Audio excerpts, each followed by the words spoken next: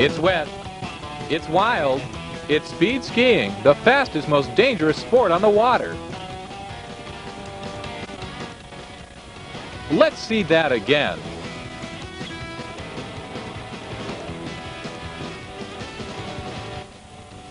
Competitors hurtle across massive lakes and high seas in races that are as much a contest of endurance as speed.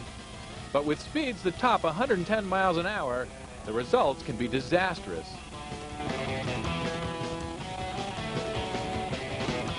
Even though champion speed skier Cheryl Rustin was nearly killed in a spill, she won't give it up. Why? There's a level of excitement involved in it. There's a level of danger, fear, adrenaline, kind of all rolled into one. Just how fast do they go? Recreational skiers top out at 35 miles an hour. Speed skiers rocket to more than 3 times that rate, leaving everyone else in their wake. These record-breaking speeds are the result of a revolution in the sport. 20 years ago, speed skiers believed they could go no faster without tearing their arms out of the sockets. Today, racers like 4-time national champion Corey Cook have nearly doubled that rate. How'd they do that? By adopting a behind-the-back method called the Australian style. Handles are smaller, so they fit in one hand easy. The handles go behind your back with one hand. Behind your back with one hand, holding on per se like that. I prefer to tape them together in the front. It makes it a little bit easier on the hand to hold together. It's pulling off of your largest and strongest bone structure, which is your hip and thighs. And when the Australian style came into play, it allowed skiers to ski for longer distances at greater speeds because you're pulling off your center of gravity.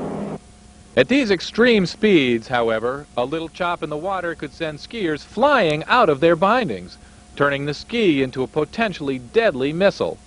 How do they prevent that? With an industrial-strength strap-in system, appropriately named the suicide binding. They're called suicide bindings because once you're in them for good until somebody takes you out of them. So it's a non-choice deal. With the revolutionary bindings, skiers could rocket across the water at more than 100 miles an hour.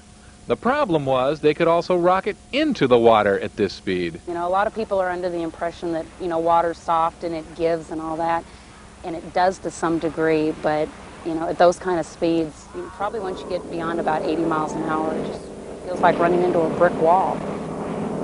I've blown both my knees out 3 times each. I've broken my right arm. I've hurt my shoulder very, very badly, my left shoulder and my right shoulder once. So how would they protect themselves in 100-mile-an-hour crashes? With a thick rubber collar to prevent broken necks, and custom-made helmets molded to the shape of the skier's head. But the best protection is prevention. How do they stay out of these deadly crashes? You got to be totally focused on what you're doing and the task at hand. If you start thinking about what somebody else is doing or what's going on the beach or what you're going to have for dinner, that's when disaster can strike. There's a high of doing something that they put you on that edge, you know, on that level, and accomplishing it every time, you know. It's definitely, my drug is skiing, going fast.